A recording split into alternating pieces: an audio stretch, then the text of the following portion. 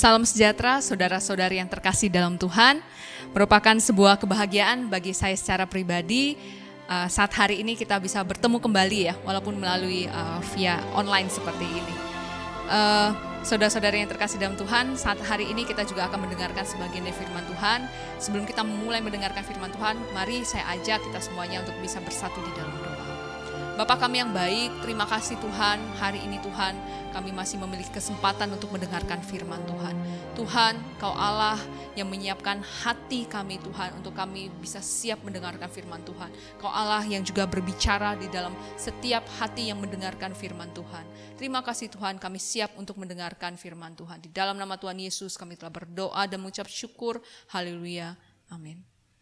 Saudara-saudari yang terkasih dalam Tuhan, hari ini saya memberikan judul di dalam firman Tuhan yaitu membangun hubungan yang erat dengan Tuhan. Kata kunci yang ingin saya beritahu di dalam judul ini adalah kata erat. Ya, kita ingin membangun hubungan yang erat dengan Tuhan, bukan hubungan yang biasa-biasa saja.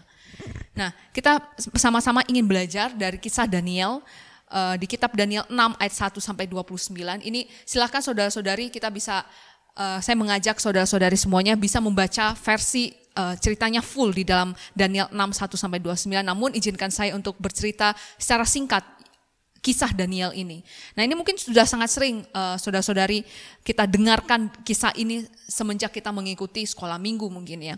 Nah, ini kisah di mana saat Daniel sangat dipercayai oleh raja, seorang raja yaitu Raja Darius. Dia ada orang yang sangat dipercaya oleh raja, sehingga tidak heran banyak juga orang-orang yang sangat iri dan sirik terhadap Daniel. Banyak orang yang ingin menjatuhkan Daniel ya. Sampai pada akhir ceritanya Daniel dimasukkan ke dalam gua singa dengan berbagai jebakan Batman saat itu gitu ya.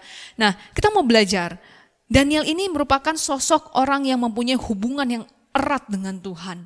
Poin pertama yang ingin saya sampaikan di sini adalah bagaimana ciri-ciri orang yang memiliki hubungan yang erat. Ciri yang pertama kita belajar dari Daniel ada di dalam ayat yang keempat.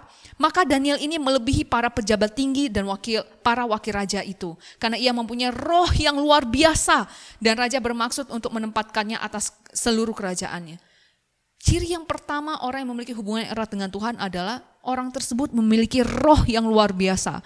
Dan roh itu bisa dirasakan oleh semua orang. Kita belajar dari kisah Daniel, saudara-saudari yang terkasih dalam Tuhan. Dia memiliki roh yang sampai Raja Darius pun bisa merasakannya. Ya. Ciri yang kedua kita lihat masih di kisah Daniel ayat yang kelima. Kemudian para pejabat tinggi dan wakil raja itu mencari alasan dakwaan terhadap Daniel dalam hal pemerintahan. Tetapi mereka tidak mendapatkan alasan apapun atau sesuatu kesalahan. Sebab ia setia dan tidak ada didapati suatu kelalaian atau sesuatu kesalahan padanya.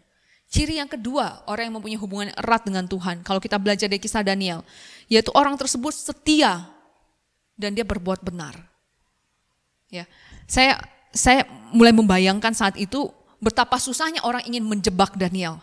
Karena tidak didapatkan kelalaian satupun yang didapatkan dalam diri Daniel.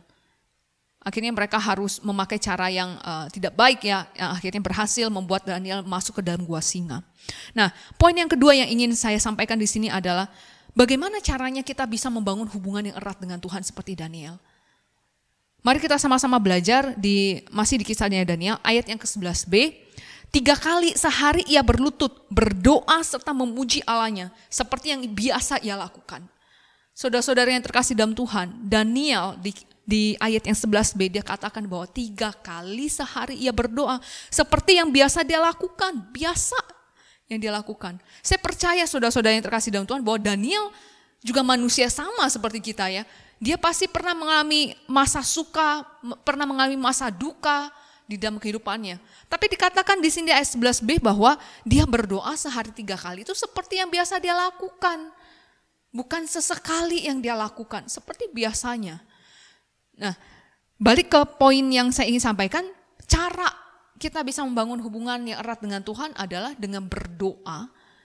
Doanya itu harus dilakukan secara konsisten. Jadi satu-satunya cara untuk kita bisa membangun hubungan yang erat dengan Tuhan adalah dengan berdoa dengan konsisten. Berdoa secara konsisten seperti yang Daniel lakukan. Mau dalam masa suka dan duka kita tetap berdoa mencari Tuhan. Kemudian di ayat yang 12, saudara-saudara yang terkasih dalam Tuhan, kita baca sama-sama. Lalu orang-orang itu bergegas-gegas masuk dan mendapati Daniel sedang berdoa dan memohon kepada Allahnya. Kata yang yang membuat saya tertarik di sini adalah Daniel berdoa dan memohon. Saya penasaran dengan apa yang sedang dimohonkan oleh Daniel kepada Allahnya. Karena tidak tertulis ya di situ ya, list-list permohonan Daniel apa saja tidak dituliskan gitu. Tapi dikatakan di situ dia memohon kepada Allahnya. Nah, rasa penasaran saya ini akhirnya terjawab ketika saya membaca di ayat-ayat terakhir dalam kisah Daniel. Nah, kita lanjut dulu di poin selanjutnya. Nah, sebelum saya lanjut ke poin selanjutnya, saya ingin bersaksi sedikit ya. Suami saya, biasanya kita di pastoris setiap pagi kita berdoa bersama-sama. Namun setelah itu kan kita kembali bekerja dengan pekerjaan dan aktivitas kita sendiri-sendiri. Saya mendapati berkali-kali, saya mendapati suami saya siang, malam, bahkan tengah malam, dia bangun berdoa sendiri. Sampai anak saya Pau bisa menjulukinya dengan nama Aba Amen. Karena selalu mendengar papanya bilang amin, amin, amin, amin ya. Aba itu dari bahasa Chinese ya, bahasa Hainam, biasa memanggilnya Aba gitu. Aba itu artinya bapak. Nah, saya mendapati suami saya terus berdoa, sedangkan saya waktu itu sedang tertidur lelap.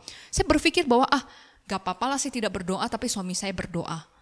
Nah, hal yang saya bisa dapatkan dari kisah Daniel, saya teringat dengan kisah yang saya alami bahwa hubungan dengan Tuhan itu harus kita bangun secara pribadi. Antara kita dengan Tuhan. Tidak bisa kita nebeng dengan orang lain. Ya. Jadi mari kita sama-sama juga bisa mau seperti Daniel membangun hubungan yang erat dengan Tuhan. Erat. Bukan hubungan yang biasa-biasa dengan Tuhan.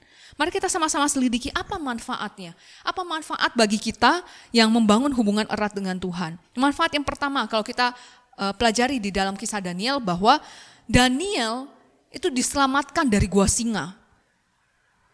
Saudara-saudara yang terkasih dalam Tuhan, saya berpikir bahwa apakah Daniel begitu tidak lezat di mata singa-singa tersebut?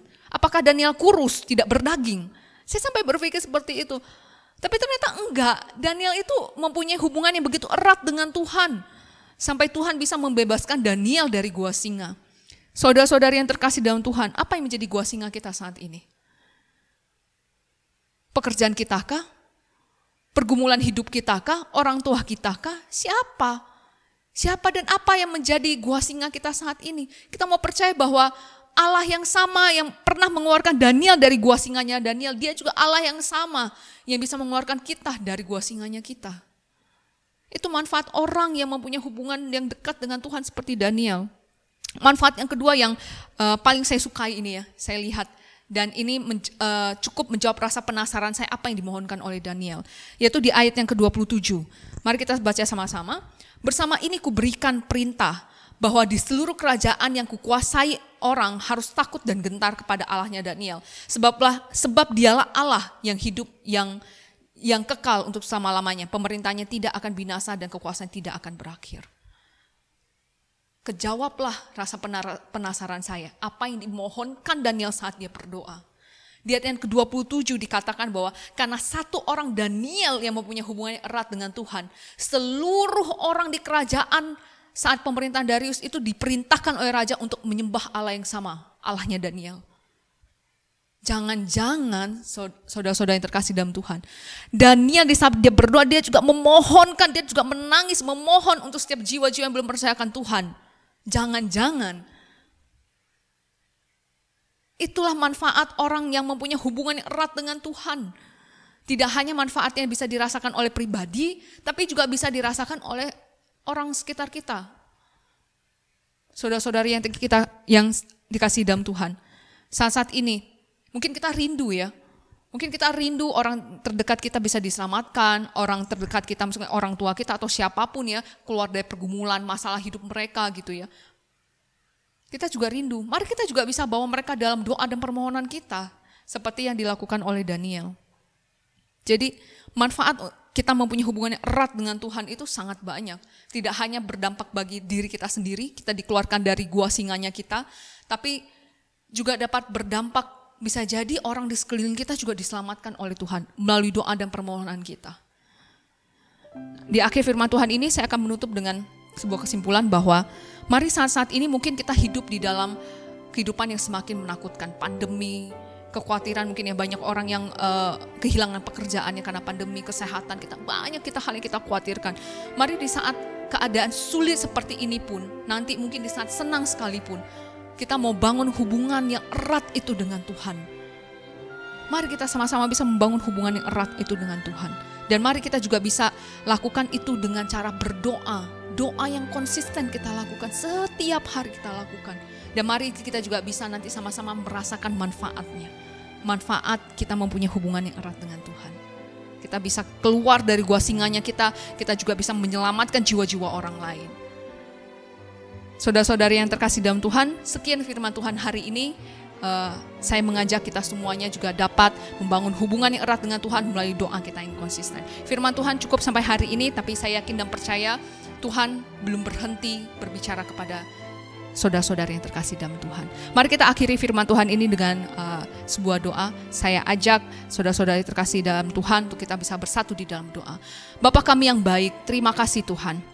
Terima kasih kalau hari ini kami diingatkan Tuhan bahwa membangun hubungan yang erat dengan Tuhan adalah sesuatu hal yang penting Tuhan bagi kehidupan kita dan orang lain Tuhan. Bantu kami Tuhan, bantu kami untuk kami dapat membangun hubungan kami Tuhan. Hubungan yang tidak biasa-biasa di dalam Tuhan, tapi hubungan yang semakin erat di dalam Tuhan. Walaupun musim-musim yang kami hadapi Tuhan adalah saat ini musim yang sukar ataupun senang Tuhan, kami mau bangun hubungan yang erat itu dengan Tuhan. Di dalam nama Tuhan Yesus kami telah berdoa dan mengucap syukur. Haleluya.